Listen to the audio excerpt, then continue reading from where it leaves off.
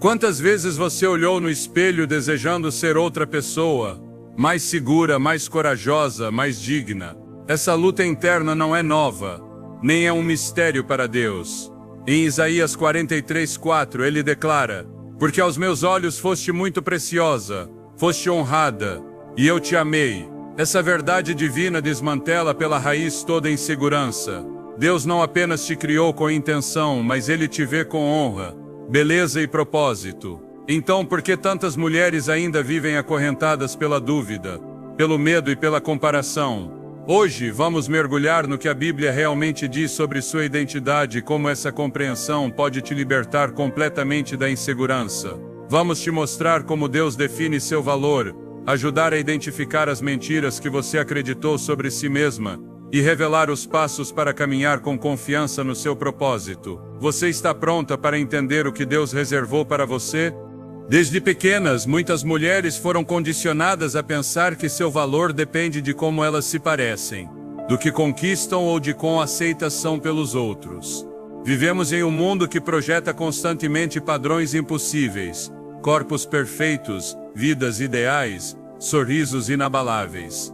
E quando não nos encaixamos nesse molde, começamos a duvidar de quem realmente somos. As inseguranças se tornam companheiras silenciosas, escondidas por trás da maquiagem, das palavras medidas, do sorriso que finge estar bem.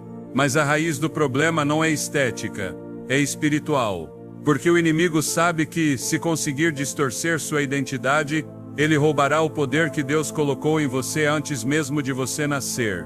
A Bíblia não começa com uma mulher insegura, começa com uma mulher poderosa. Eva não foi um acessório do Éden, ela foi a culminação do ato criativo de Deus. Quando o Senhor formou Adão do pó, Ele o fez com autoridade. Mas quando criou Eva, Ele a fez do lado, com propósito, como uma auxiliadora idônea, uma companheira projetada para caminhar ao lado, não atrás nem abaixo. Gênesis 1:27 nos lembra: e criou Deus o homem à sua imagem, a imagem de Deus o criou, homem e mulher os criou. Essa declaração não distingue valor entre gêneros. Ambos foram criados à imagem de Deus. Você já parou para pensar no que isso realmente significa? Ser criada à imagem de Deus implica que você carrega a marca do divino. Não importa se outros não veem, se o espelho não mostra, se o passado tentou apagar. A verdade é que seu valor não nasce do seu corpo, nem da sua história, nem dos seus erros. Ele nasce do próprio Deus e ele não comete erros. Quando você se olha e se chama de insuficiente, está contradizendo o Criador.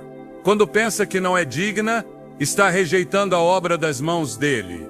Salmo 139:14 declara com força: eu te louvarei porque de um modo assombroso e maravilhoso fui formado.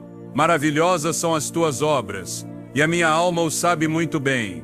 Essa obra maravilhosa é você. Mas por quê? Se Deus nos vê com tanto amor, tantas mulheres vivem presas pela insegurança. A resposta está na origem do pecado. No jardim, a serpente não atacou com força ou medo. Ela atacou com dúvida. Foi assim que Deus disse, Gênesis 3:1. Sua primeira estratégia foi semear desconfiança na palavra de Deus. E é isso que ela faz hoje. Ela sussurra mentiras sutis. Você não é suficiente. Se fosse mais bonita, ninguém te quer como você é. E você, sem perceber, começa a acreditar nessas vozes em vez de acreditar na voz daquele que te criou. Essas dúvidas se tornam fortalezas mentais. Você começa a se vestir não para si, mas para se esconder, a calar quando Deus te chamou para falar, a ceder quando deveria erguer a cabeça. Mas o design de Deus não muda por causa da sua percepção. Ele continua vendo em você a filha amada, assim como Jesus foi afirmado pelo Pai antes de iniciar seu ministério. Este é o meu filho amado de quem me agrado. Mateus 3:17. Da mesma forma, Deus afirma seu valor antes que você faça qualquer coisa. Você não precisa provar para valer, não precisa ter sucesso para ser digna. Deus não te ama pelo que você faz. Ele te ama porque você é dele. E isso muda tudo. Lembro-me da história de uma mulher que lutou por anos com sua aparência. Desde adolescente ela foi alvo de piadas por causa do peso. Cada comentário deixou marcas invisíveis. Anos depois, mesmo tendo perdido aqueles quilos, ela continuava se olhando com desprezo.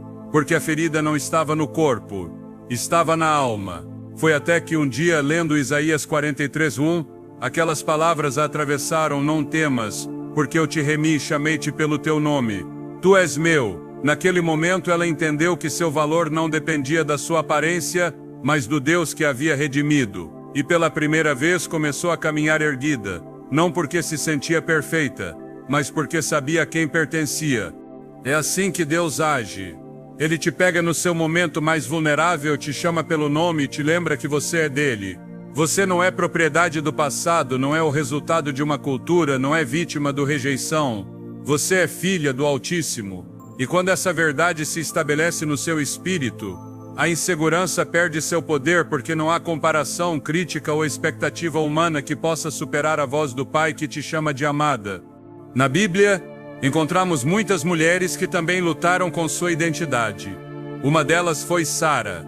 Apesar de ser esposa de Abraão, escolhido por Deus, Sara duvidou do propósito sobre sua vida. Quando ouviu que teria um filho na velhice, ela riu. Gênesis 2:12, não por zombaria, mas por incredulidade. Ela não se achava capaz. Quantas vezes você riu por dentro quando alguém disse algo bom sobre você, porque no fundo não se sente digna de receber? Mas Deus não parou diante da risada dela. Ele reafirmou sua promessa, porque a identidade que ele entrega não depende da sua fé momentânea, mas da fidelidade eterna dele. A mulher com fluxo de sangue também é um reflexo de como a sociedade tenta apagar aqueles que não se encaixam nas suas normas. Por 12 anos ela foi considerada impura, evitada e invisível. Mas bastou um momento, um toque de fé, para que Jesus parasse e a chamasse de filha. Marcos 5:34. Ele poderia tê-la curado em silêncio, sem se deter, mas quis que todos ouvissem, porque aquela mulher não foi apenas curada fisicamente, foi restaurada publicamente. Ela foi reconhecida por quem realmente era. E é isso que Jesus faz com você, toda vez que você se aproxima dele com sinceridade. Ele te lembra que você não é a rejeitada, você é filha dele. O inimigo quer que você baseie sua identidade no externo, porque ele sabe que tudo que é externo pode mudar, seu rosto, seu corpo, suas circunstâncias. Mas quando você constrói sua identidade no eterno, nada pode te abalar. João 1:12 nos assegura: mas a todos quantos o receberam, deu-lhes o poder de serem feitos filhos de Deus. Esse é o seu título mais alto, filha do rei. Não importa o que os outros digam, quantos seguidores você tenha, quantas vezes você tenha errado, sua identidade está selada em Cristo, e esse selo não se apaga. O apóstolo Paulo entendeu essa verdade profundamente. Em Filipenses 3:7-8 ele diz: mas tudo que para mim era lucro, considerei perda por amor a Cristo.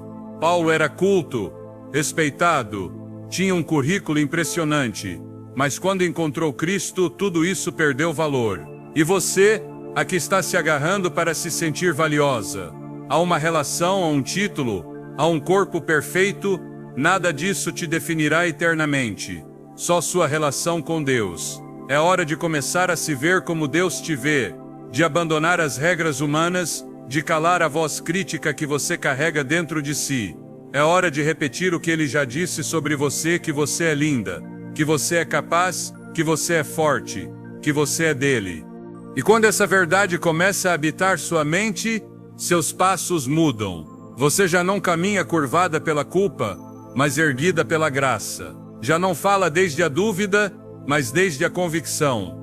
Já não se esconde, porque sabe que sua luz não foi dada para permanecer apagada. Há uma geração de mulheres sendo chamada a despertar, a quebrar as correntes invisíveis da insegurança, a se levantar como Esther, que embora tenha duvidado no início, reconheceu que foi colocada para um tempo como esse. Esther 4:14. Você também foi criada com um propósito eterno. Você não é um erro, não está aqui por acaso. Você foi pensada, sonhada e formada por um Deus que não improvisa. Se você pudesse ver o que ele vê quando te olha, se pudesse entender que o céu celebra sua existência, que os anjos reconhecem seu valor, que o Espírito Santo habita em você, então toda insegurança se dissiparia, porque não se trata de se sentir segura, mas de estar firme na verdade. E a verdade é esta: Você foi criada à imagem de Deus, redimida pelo sangue de Cristo, chamada pelo nome e enviada com propósito. Quando isso se torna seu fundamento, a insegurança perde sua voz. Ela não te define, não te limita, não te controla, porque você sabe quem é, sabe a quem pertence e sabe para que está aqui. A insegurança se alimenta de uma mentira silenciosa, que outra pessoa está fazendo o que você deveria fazer, que outra pessoa tem o que te falta. Essa mentira não começou nesta geração, ela se infiltrou desde os primeiros capítulos da história humana. A comparação é uma estratégia antiga, projetada não apenas para provocar inveja, mas para te desconectar do seu chamado. Porque quando seu olhar está no caminho de outra pessoa, você perde de vista o design específico que Deus estabeleceu para você. A palavra de Deus nunca incentiva a comparação. Pelo contrário, ela denuncia. Em Gálatas 6:4 lemos: cada um examine a sua própria obra, e então terá motivo de gloriar-se em si mesmo, e não em outro. Essa instrução revela que a medida do seu propósito não está no que os outros fazem, mas no que você foi chamada a fazer. Mas quando se cede à comparação, não apenas se perde a paz, perde-se a visão, a obediência, alinhamento com a vontade de Deus. Na Escritura, o inimigo usou a comparação para desencadear algumas das divisões mais dolorosas. Em Gênesis 4, Caim observa a aceitação que Deus dá a Abel e seu olhar se distorce. Ele não se pergunta o que deve corrigir, mas por que o outro foi aprovado. A raiva nasce do ressentimento, não da reflexão. O resultado foi trágico. O primeiro assassinato registrado na história humana não veio de uma ofensa direta, mas de uma comparação mal gerenciada. Isso revela que a comparação, longe de ser inofensiva, é uma raiz que pode levar à destruição total se não for arrancada a tempo. Quando uma mulher cai na armadilha de comparar sua vida, seu corpo, suas conquistas ou sua história com a de outra, ela começa a caminhar com um peso que nunca foi projetado para carregar. Esse peso atrapalha seu caminhar espiritual porque Deus não abençoa imitações, Ele respalda o autêntico. Você não pode viver o chamado de outra pessoa esperando a unção que foi atribuída só a você. Jeremias 29:11 declara: porque eu sei os planos que tenho para vocês, diz o Senhor, planos de paz e não de mal, para vos dar o futuro que esperais. A promessa não foi genérica, foi pessoal. A comparação ignora essa individualidade divina e nos convence de que o plano de Deus para os outros é melhor que o nosso. Na vida de Raquel e Lia, essa tensão se manifesta com clareza. Ambas eram esposas de Jacó, mas nenhuma estava satisfeita. Lia, embora fértil, desejava o amor que Jacó tinha por Raquel. Raquel, embora amada, se sentia menos por sua infertilidade. Cada uma olhava para a outra e se sentia incompleta. A comparação nublou sua percepção do favor de Deus. Em vez de celebrar o que Deus havia concedido a cada uma, elas se focaram no que não tinham. Essa história reflete como até as bênçãos se desvanecem quando são comparadas, porque o que deveria trazer alegria se torna motivo de tristeza, quando visto pela lente distorcida da comparação. A mulher que vive se comparando nunca terá paz, porque sempre haverá alguém com mais beleza, mais influência, mais conhecimento, mais oportunidades. Mas a mulher que entende que seu propósito é único caminha em paz, mesmo que outros corram, caminha segura, mesmo que outros sejam aplaudidos, porque seu olhar está fixo no Senhor, não nos aplausos. Isaías 26:3 promete: tu conservarás em paz aquele cujo pensamento persevera em ti, porque em ti confia. Essa paz não se negocia com o externo, não depende do que outras pessoas alcançam, depende de onde está posta sua confiança. Quando Pedro perguntou a Jesus o que aconteceria com João, o mestre não respondeu com uma explicação detalhada. Ele disse: se eu quero que ele permaneça até que eu venha, o que te importa? Segue-me tu. João 21:22. Essa resposta continua sendo a voz de Deus para cada mulher que desvia seu olhar para o caminho alheio. O que te importa? Segue-me tu. Cada vida tem seu tempo, cada chamado tem seu processo, cada ministério tem seu ritmo. A comparação não apenas impacienta, mas intoxica, porque ao olhar o progresso dos outros, começa-se a questionar a fidelidade de Deus. Mas Deus não trabalha segundo comparações humanas. Ele opera por design divino. A comparação também ataca a gratidão. Quando uma mulher vive observando outras, começa a minimizar seus próprios avanços. O que antes era motivo de alegria agora parece insuficiente. O que antes era celebrado como vitória agora parece uma derrota silenciosa. Mas 1 Tessalonicenses 5,18 nos ordena: em tudo dai graças, porque esta é a vontade de Deus para convosco em Cristo Jesus. A gratidão é incompatível com a comparação. Elas não podem habitar juntas, porque enquanto uma olha com olhos de honra, a outra olha com olhos de escassez. A segurança não nasce do reconhecimento externo. Nasce do enraizamento na verdade de que Deus não faz duplicatas. Se Ele te criou com intenções específicas, você não precisa se parecer com ninguém mais. A mulher segura não é aquela que se sente superior, mas aquela que não precisa se comparar. Sua identidade está tão enraizada em Deus que a excelência alheia não a ameaça, a inspira. Romanos 12,6 fala dos dons segundo a graça que nos é dada. Cada uma recebeu algo, e esse algo não se mede contra outro, mas contra a obediência com que é administrado. Na parábola dos talentos, Jesus não igualou as quantidades, mas avaliou a fidelidade. O servo que recebeu 5 não foi mais valioso que o que recebeu 2. Ambos foram elogiados com as mesmas palavras. Muito bem, servo bom e fiel. Mateus 25:21. Mas o que recebeu 1, temeroso e comparativo, enterrou o que tinha. A lição é clara, não se trata de quanto você tem, mas do que você faz com o que Deus te deu. A comparação te leva a enterrar o que recebeu por medo de não ser suficiente diante dos outros. O corpo de Cristo foi projetado com diversidade. Em 1 Coríntios 12, Paulo explica como o olho não pode dizer à mão que não precisa dela, nem a cabeça aos pés que são dispensáveis. Essa metáfora divina mostra que a funcionalidade não está na semelhança, mas na colaboração. Mas quando a comparação entra, essa harmonia se rompe. Despreza-se a própria função por admirar a alheia. Mas o que te foi atribuído é vital. Se você não o exerce, uma parte do corpo fica incompleta. A comparação também distorce a perspectiva espiritual. Em vez de buscar crescer na fé, muitas mulheres buscam igualar a aparência de espiritualidade das outras. Mas Deus não mede a fé pela visibilidade, mas pela sinceridade.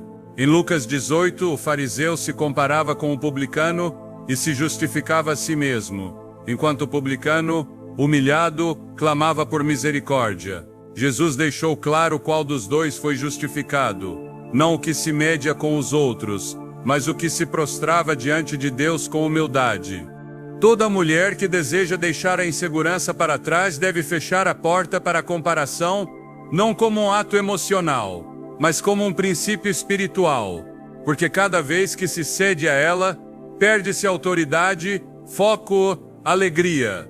Filipenses 2:3 nos instrui: nada façais por contenda ou por vanglória, mas com humildade, considerando cada um os outros superiores a si mesmo. Essa atitude não é de competição, mas de serviço. A comparação se dissolve quando a missão se torna mais importante que a imagem. Há uma liberdade profunda em parar de olhar para os lados, em correr a carreira que está diante de você sem se desviar pelo que os outros fazem ou alcançam. Hebreus 12:1 nos chama a correr com paciência a carreira que nos foi proposta, com os olhos fixos em Jesus, o autor e consumador da fé. Essa direção do olhar é essencial.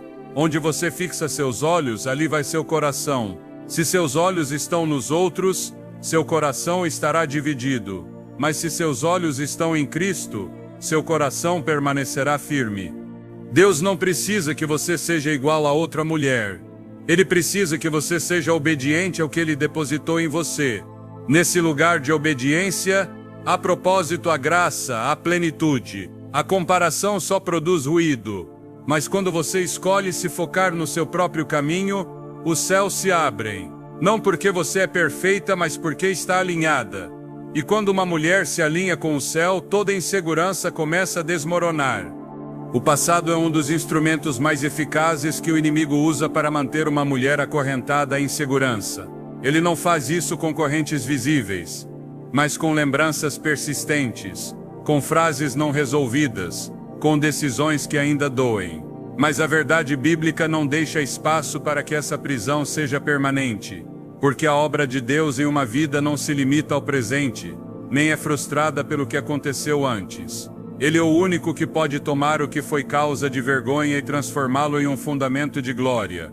Em 2 Coríntios 5,17, a Escritura declara com autoridade: se alguém está em Cristo, nova criatura é, as coisas velhas já passaram, eis que tudo se fez novo. Essa afirmação não é um consolo poético, é uma realidade espiritual definitiva. O que foi já não é, o que te marcou já não te define. O que você fez não cancela o que você pode vir a ser. Na Bíblia, Deus não escolhe pessoas por seu histórico impecável, mas por sua disposição a serem transformadas. Moisés foi um assassino antes de se tornar libertador. Davi cometeu adultério antes de escrever os salmos mais puros. Paulo perseguiu cristãos antes de ser o apóstolo da graça. Deus não omite esses antecedentes. Ele os redime. Porque o poder do Evangelho não se demonstra na perfeição humana, mas na restauração divina. Cada história que parecia ter terminado em ruína foi reescrita pela mão do Pai, não como se nunca tivesse havido erro, mas como testemunho do seu poder para restaurar o que parecia impossível de curar. Quando uma mulher vive definida por seu passado, seu presente se torna confuso e seu futuro inacessível. Não porque Deus não queira levantá-la, mas porque ela mesma continua sentada nas ruínas do que já foi perdoado. A insegurança floresce quando a alma se recusa a aceitar o que Deus já decretou. Isaías 1:18 oferece uma convite que rompe toda condenação. Vinde, pois, e arrazoemos, diz o Senhor, ainda que os vossos pecados sejam como a escarlate, como a neve serão branqueados. Ainda que sejam vermelhos como o carmesim, como a lã branca se tornarão. Esse chamado não inclui condições humanas, não exige reparação prévia, apenas rendição. É nessa rendição que começa a verdadeira segurança, porque a alma que aceita o perdão de Deus deixa de viver atada ao que não pode mudar e começa a caminhar no que só Deus pode criar. O passado não tem o poder de invalidar um propósito eterno. O que foi redimido por Deus já não pertence ao domínio do inimigo. Mas muitas mulheres continuam acreditando que seus erros as tornam indignas de um chamado. Essa mentira deve ser confrontada com a verdade do Evangelho. Em Romanos 8:1, estabelece-se um princípio inabalável. Portanto, agora nenhuma condenação há para os que estão em Cristo Jesus. Essa palavra não deixa espaço para dúvidas. Nenhuma condenação, não parcial, não temporária nenhuma. Porque a obra de Cristo na cruz não foi simbólica, foi total, foi suficiente, foi definitiva. Deus não lembra os pecados arrependidos como os homens fazem.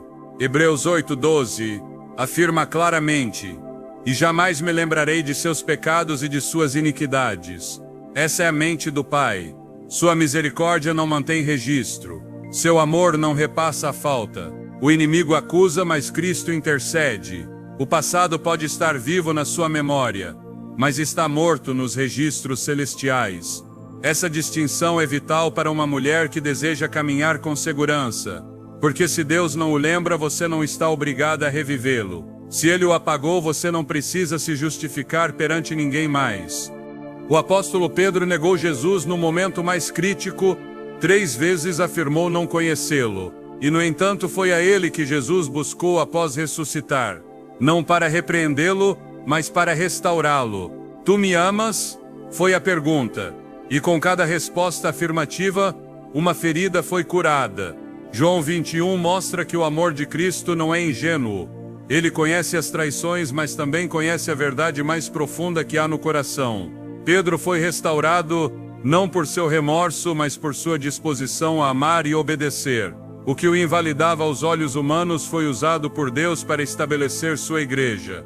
Uma mulher que foi perdoada e restaurada tem uma autoridade que o inimigo teme, porque ela já não vive tentando provar seu valor, mas caminha desde a certeza de que foi aceita pelo céu. Efésios 1:6 declara que em Cristo fomos aceitos no amado. Essa aceitação não se compra, não se ganha, se recebe por graça. E a graça não consulta o passado, ela o supera. O medo do julgamento dos outros também alimenta a insegurança. Mas em Gálatas 1:10, Paulo faz uma distinção clara. Busco eu agora o favor dos homens ou de Deus, ou procuro agradar aos homens? Se ainda estivesse agradando aos homens, não seria servo de Cristo. A liberdade da insegurança não vem apenas do perdão de Deus, mas de se desligar da necessidade de validação externa. A mulher que caminha com Deus não precisa da aprovação de quem ainda lembra o que ela foi. Sua vida agora é testemunho do que Deus fez. Sua história está marcada não por suas falhas, mas pela fidelidade de Deus no meio delas. O Salmo 103:12 expressa com profundidade a distância que Deus coloca entre nosso pecado e sua memória. Quanto está longe o Oriente do Ocidente, assim afasta de nós as nossas transgressões. Essa distância não pode ser percorrida.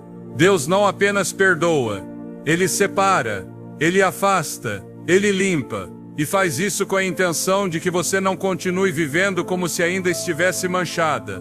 Porque onde houve perdão, agora há dignidade restaurada. O passado tem voz, mas já não tem autoridade. A única voz que tem poder sobre seu presente é a daquele que te chamou. E essa voz diz: você é minha filha. Essa é a verdade que silencia toda acusação. Você não é a mulher que falhou, é a mulher que foi levantada. Não é a história quebrada, é a vasilha renovada. Não é a que foi marcada, é a que foi selada com um novo nome. Apocalipse 2:17 fala de uma promessa profunda. Ao que vencer, dar-lhe-ei uma pedrinha branca, e na pedrinha um novo nome escrito, o qual ninguém conhece senão aquele que o recebe. Esse nome não está ligado ao seu passado, está ligado à sua eternidade, ao que Deus vê em você além dos seus erros. Cada vez que a insegurança tentar falar do seu ontem, lembre-se de que o sangue de Cristo não foi derramado pelos perfeitos, mas pelos que precisavam de redenção. E essa redenção não foi parcial, foi absoluta. Quando você aceita essa verdade, começa a caminhar com uma segurança que não vem do orgulho, mas do reconhecimento da graça. Porque se Deus não te condena, ninguém mais tem autoridade para fazê-lo. Um dos enganos mais destrutivos que alimenta a insegurança é a falsa ideia de que você não tem nada valioso para oferecer. Esse pensamento sutil, camuflado de humildade, é uma distorção que contradiz o próprio design de Deus. Cada mulher, sem exceção, foi formada com intenção, dotada com habilidades espirituais, emocionais e práticas que não estão aí por acaso, mas como ferramentas específicas para cumprir um chamado eterno. O erro não está na falta de capacidade, mas na cegueira espiritual que impede reconhecer o que já foi depositado. Quando Deus cria, Ele não improvisa. Sua obra não é genérica, nem seus chamados são intercambiáveis. Em Jeremias 1:5, a voz do Eterno revela um princípio inabalável. Antes que te formasse no ventre te conheci, e antes que nascesses te santifiquei. Essa afirmação destrói toda dúvida sobre propósito. Deus não começou a trabalhar com você no dia em que você decidiu segui-lo, Ele já vinha operando antes que você tivesse consciência da sua existência. Cada detalhe foi cuidadosamente projetado.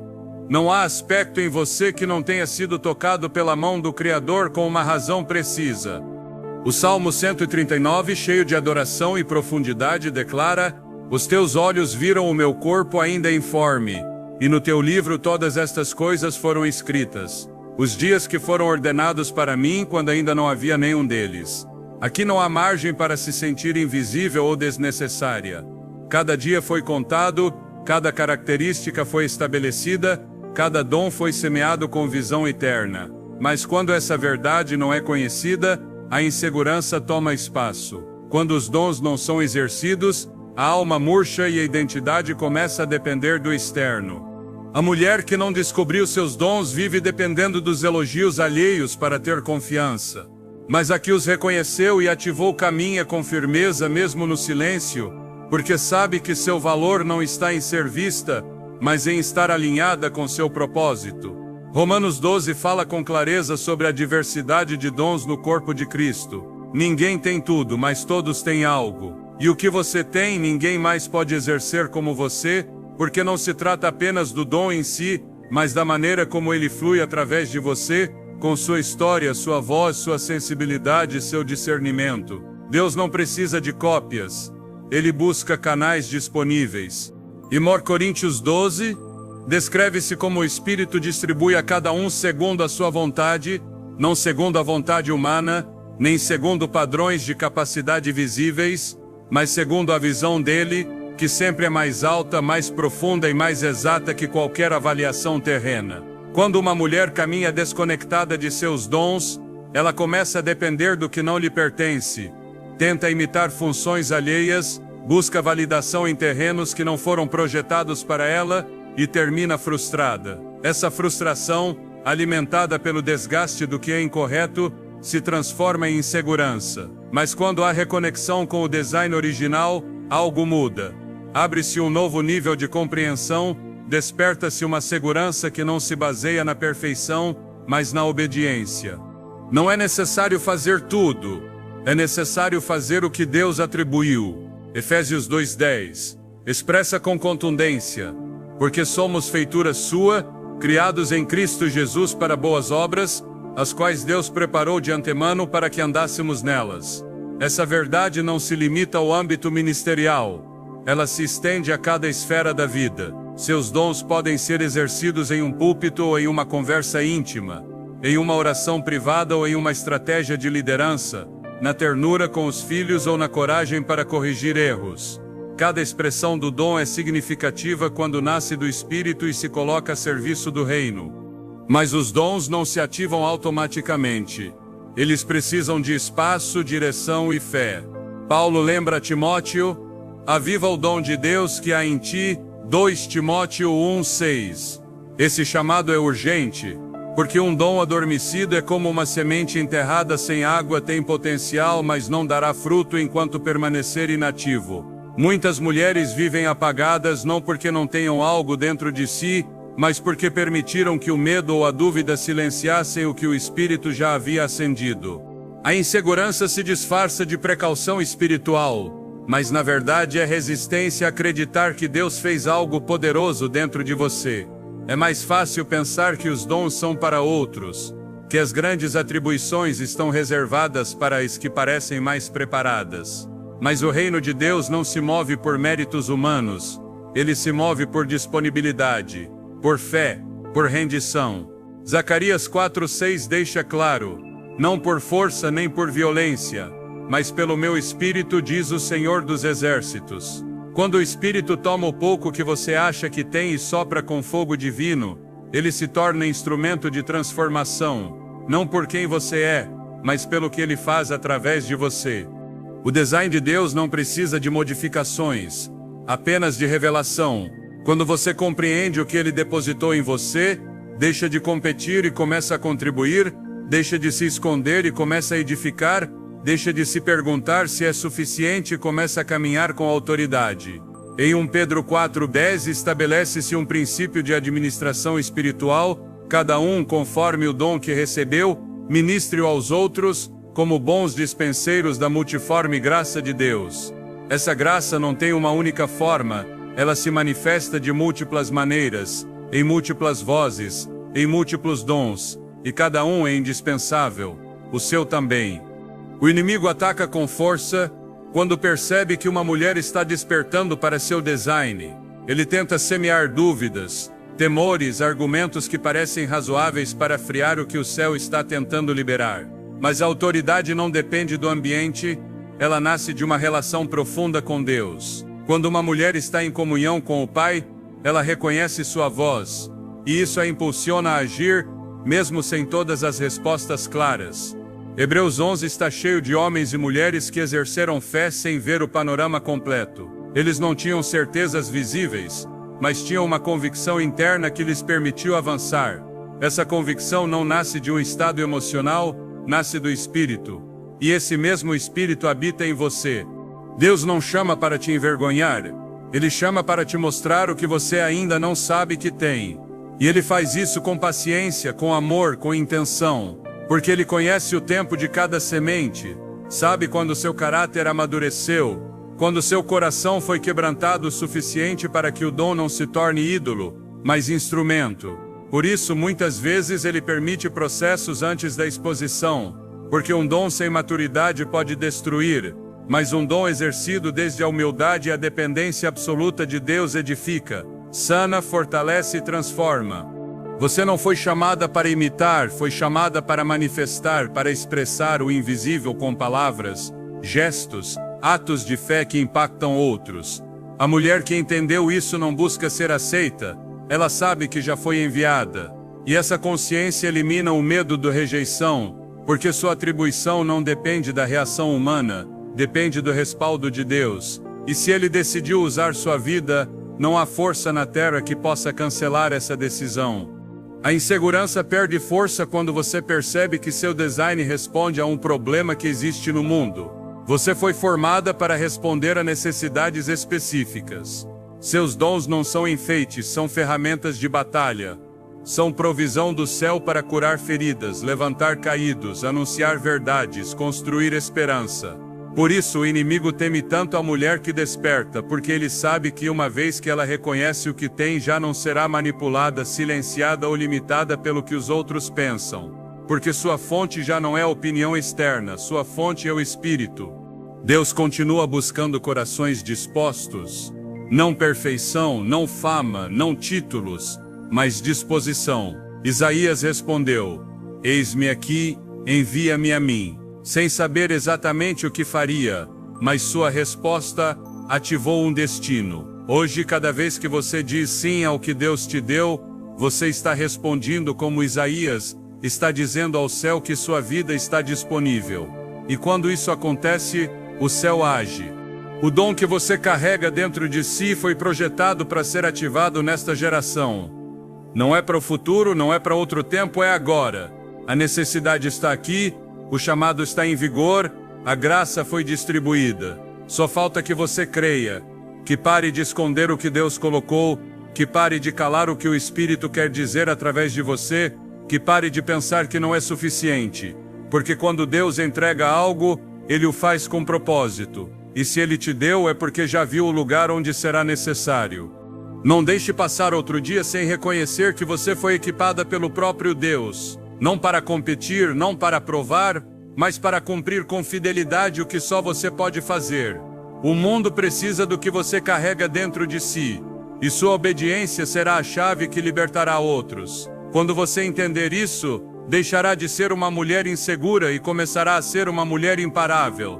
Uma das armas mais invisíveis, mas mais letais, contra a segurança de uma mulher são as palavras que habitam em sua mente. Não as que os outros dizem sobre ela, mas as que ela mesma aprendeu a repetir. O que uma mulher acredita sobre si mesma não é o resultado de um dia de insegurança, mas a soma de pensamentos aceitos, afirmações internas repetidas, ideias que se enraizaram na alma até se tornarem verdades aparentes. Mas essas verdades não nascem do espírito, mas de uma construção, muitas vezes alimentada pela dor, pela rejeição, pela falta de identidade espiritual. E enquanto não forem substituídas pela verdade da palavra de Deus, continuarão operando como prisões mentais que limitam seu chamado e distorcem sua percepção. O poder da palavra não é simbólico, é real. Desde o princípio, tudo o que existe foi criado pelo poder da voz divina. Gênesis 1 afirma com uma repetição que não é casual. E disse Deus e foi feito. A voz de Deus tem a capacidade de dar forma, de estabelecer, de trazer existência ao que não é. E se fomos criados à imagem desse Deus, nossas palavras também constroem. Mas quando essas palavras estão contaminadas pela mentira, pela comparação ou pelo medo, elas não edificam, destroem, não levantam, paralisam. Em Provérbios 18:21 está escrito: a morte e a vida estão no poder da língua, e aquele que a ama comerá do seu fruto. Esse aviso é espiritual e psicológico ao mesmo tempo. As palavras têm o poder de matar um sonho ou de avivá-lo, de matar a confiança ou de semeá-la. Cada vez que uma mulher declara internamente que não é suficiente, que não é capaz, que não é digna, ela está construindo uma realidade contrária ao design de Deus. Essa voz interior não é inofensiva, ela se torna um fundamento falso sobre o qual se edifica uma vida que Deus nunca projetou. O inimigo conhece esse princípio. Por isso sua estratégia não é apenas gritar mentiras externas, mas semear pensamentos que a mulher mesma aceite como seus. Em João 8,44, Jesus identifica o diabo como mentiroso e pai da mentira. Ele não apenas mente, ele gera estruturas mentais que sustentam a mentira como se fosse verdade. E uma mente sem discernimento espiritual pode adotar essas mentiras como identidade. Assim se formam os complexos, assim se instalam os temores, assim se justifica a resignação. Mas essa construção mental só é quebrada com uma verdade mais poderosa, e essa verdade é a palavra viva de Deus. Romanos 12:2 nos mostra a chave para sair dessa prisão. Não vos conformeis com este mundo, mas transformai-vos pela renovação do vosso entendimento, para que experimenteis qual seja a boa, agradável e perfeita vontade de Deus. A transformação não começa nas emoções, começa na mente. E essa renovação é um processo contínuo de substituição. Não se trata apenas de eliminar pensamentos negativos, mas de preenchê-los com pensamentos eternos, fundamentados na Escritura. Porque não basta parar de pensar mal, é necessário começar a pensar como Deus pensa. Em Filipenses 4:8, Paulo instrui com clareza: tudo que é verdadeiro, tudo que é honesto, tudo que é justo, tudo que é puro, nisso pensai. Essa não é uma sugestão emocional, é uma diretiva espiritual. Pensar no que é correto alinha a alma com o céu. E quando o pensamento se alinha, o linguagem interno muda. E quando a linguagem muda, muda a forma como uma mulher se posiciona diante da vida, diante do chamado, diante da dor, diante da rejeição. O linguagem interno de uma mulher segura não nasce de um positivismo superficial, nasce do enraizamento nas promessas de Deus. Sua voz interna não repete slogans, repete escritura. Ela não se diz, eu posso com tudo. Ela se lembra, tudo posso naquele que me fortalece, Filipenses 4:13. Essa diferença é fundamental, porque a força não está nela mesma, está naquele que habita nela. E quando essa convicção toma forma, a insegurança perde acesso. O próprio Jesus foi tentado no deserto com uma estratégia baseada em palavras. O inimigo lhe falou 3 vezes. E em cada ocasião a resposta do Filho de Deus foi a mesma. Está escrito. Ele não argumentou com ideias humanas. Não se defendeu com lógica emocional. Ele se sustentou na Escritura. Porque a verdade revelada é a única que tem autoridade para desativar as mentiras do inimigo. Se o próprio Jesus respondeu com a palavra, quanto mais devemos fazer isso nós. A mulher que constrói sua vida sobre as verdades de Deus, começa a experimentar uma transformação que não depende do entorno. Pode não mudar nada por fora, mas tudo muda por dentro. E essa transformação interna é o início da segurança espiritual, porque ela já não vive dominada pelos pensamentos herdados, nem pelas frases que a marcaram, nem pelos silêncios que a feriram. Ela vive sustentada pelo que Deus disse, e isso basta. Isaías 55:11 estabelece um princípio espiritual irreversível. Assim será a minha palavra que sai da minha boca. Ela não voltará para mim vazia. Quando uma mulher fala o que Deus disse, ela está ativando um ciclo de cumprimento. Ela não fala por falar, fala para estabelecer, para declarar, para semear. E o que ela semeia com fé, Deus respalda. Mas se ela continua repetindo o que a cultura, o medo ou a culpa disseram, então reproduz um ciclo contrário ao do reino. Por isso a renovação não é opcional, é urgente. Os pensamentos repetidos se tornam crenças, as crenças se tornam palavras, e as palavras, ações.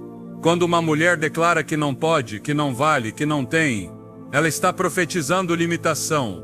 Mas quando se alinha com o que Deus disse, começa a ver portas que antes não via, porque o que uma mulher vê é determinado por como ela pensa. Se seus pensamentos são baixos, seu olhar será curto, mas se sua mente está conectada com o céu, sua visão se expande.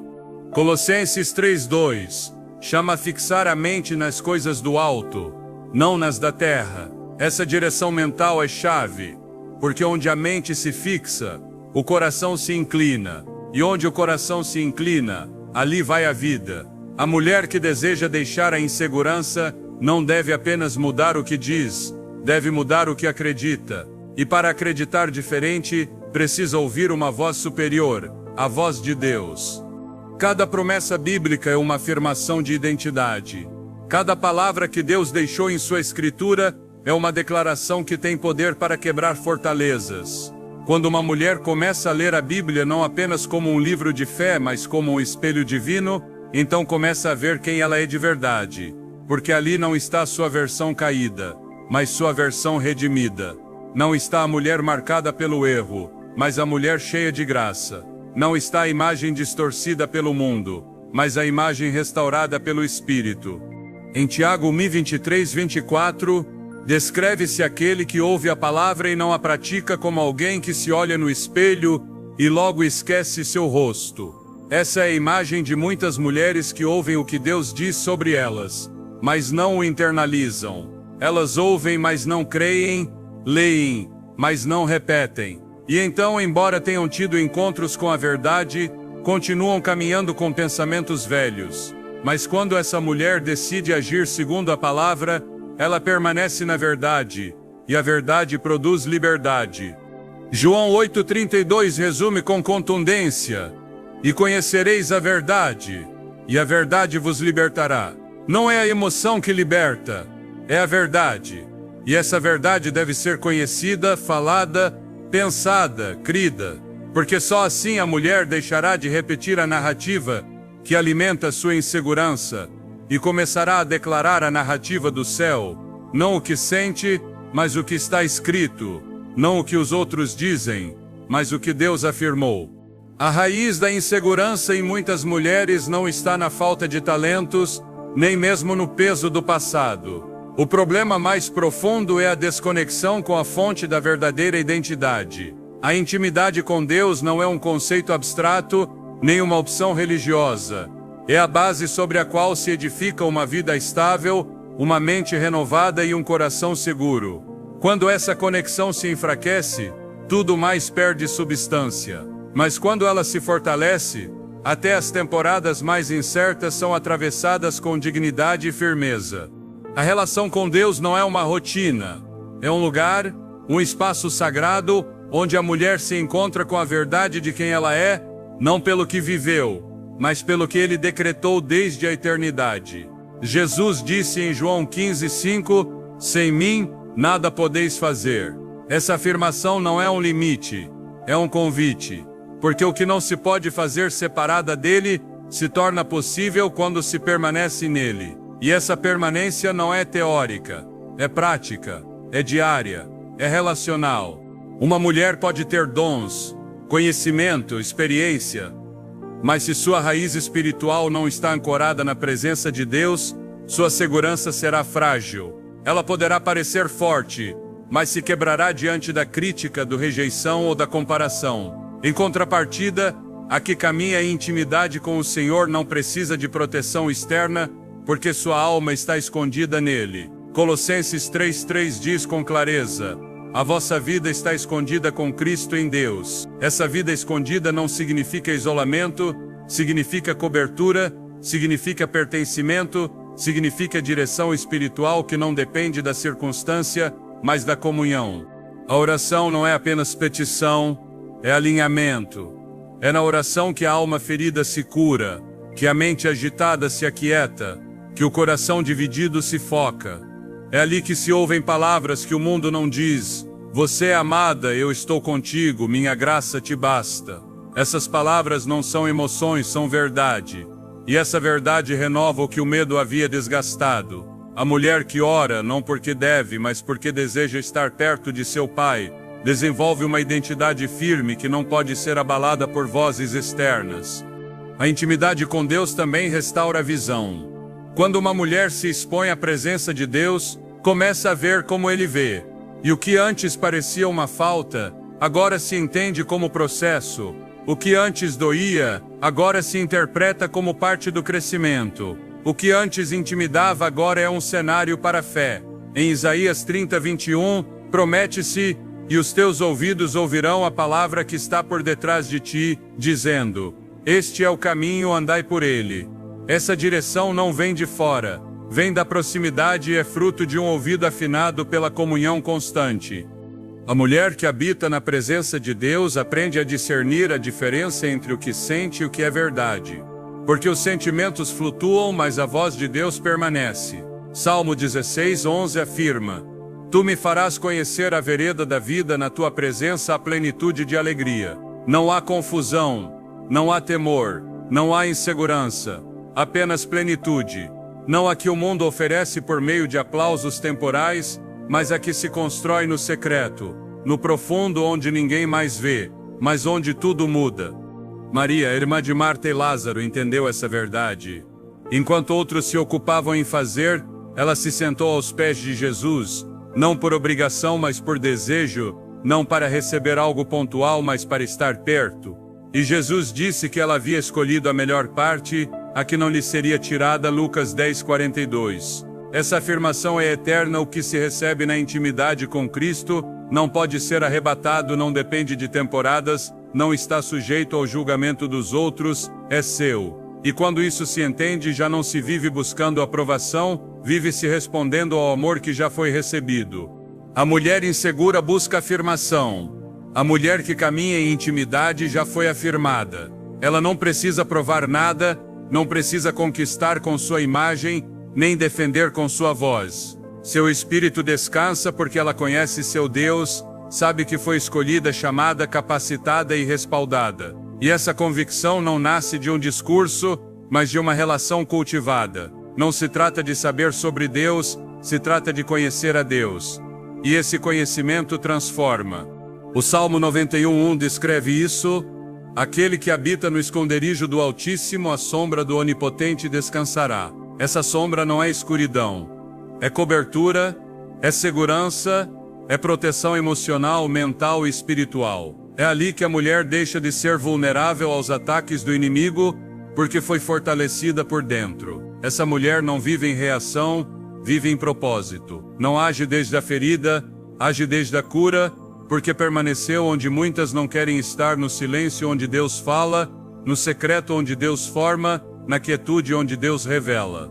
Quando uma mulher entende que sua segurança não depende de ser vista, mas de estar conectada com a fonte da vida, ela já não precisa de adornos que escondam seu vazio, porque já não há vazio, há plenitude. E essa plenitude não precisa de adornos, ela irradia, flui, inspira, porque vem do Espírito. Uma relação íntima com Deus não se mede por palavras ditas, mas por frutos visíveis. Gálatas 5:22 descreve esses frutos: amor, alegria, paz, paciência, benignidade, bondade, fé, mansidão, temperança. Essa é a evidência de uma mulher que esteve com Deus. Não precisa dizê-lo. Isso se nota. Sua presença muda ambiente, sua voz traz direção, seu olhar transmite esperança. Porque ela não caminha sozinha, caminha acompanhada pelo Espírito que a guia, a consola e a empodera. Quando você entende isso, deixa de ser uma mulher insegura. Não porque não enfrente desafios, mas porque já não enfrenta esses desafios desde a carência, mas desde a plenitude, desde a convicção de que aquele que te formou também caminha contigo. E se ele está contigo, quem contra ti? A mulher segura não é a que nunca teme, mas a que aprendeu a caminhar no meio do temor sem retroceder. Porque a segurança não é ausência de fraqueza, é presença de convicção. Convicção de que sua história está em mãos fiéis, de que sua voz tem propósito, de que sua vida não é um acidente, mas uma atribuição divina. Quando você entende isso, descobre que a verdadeira fortaleza não consiste em aparentar firmeza, mas em habitar a verdade com humildade. A verdade de que Deus não precisa que você seja perfeita para usá-la, apenas que você esteja disponível para ser transformada. Já não se trata de se esforçar para se encaixar em moldes que outros definiram, se trata de permitir que o Espírito Santo revele quem você é no secreto, para que essa mulher a que ele projetou se levante com autoridade no público. A que ora no oculto será ouvida no alto. A que se rende no altar será sustentada na tempestade. A que cala para ouvir Deus falará com sabedoria que quebra cadeias. O céu não está buscando mulheres sem erros. Está buscando mulheres que não temam olhar para o rosto de Deus e dizer: aqui estou, restaura o que quebrei, fortalece o que está fraco, sopra a vida onde já não há esperança. E quando isso acontece, algo no mundo muda. Porque uma mulher que entendeu sua identidade em Cristo não apenas transforma seu entorno, transforma gerações. Ela não deixa herança de medo, deixa legado de fé. Não transfere insegurança, transmite revelação. Esse é o tempo. Não de esperar sentir-se pronta, mas de crer que Deus já fez o necessário em você para começar. Porque o processo não se completa antes do chamado, ele se completa enquanto você caminha com ele. E quanto mais você avança, mais verá que tudo o que pensava que te fazia insuficiente era apenas matéria-prima para a glória dele. Você está pronta para deixar de viver desde a insegurança e começar a habitar desde a verdade? Então dê esse passo não sozinha, não por você, mas por aquele que te criou, te conhece, te chama e te espera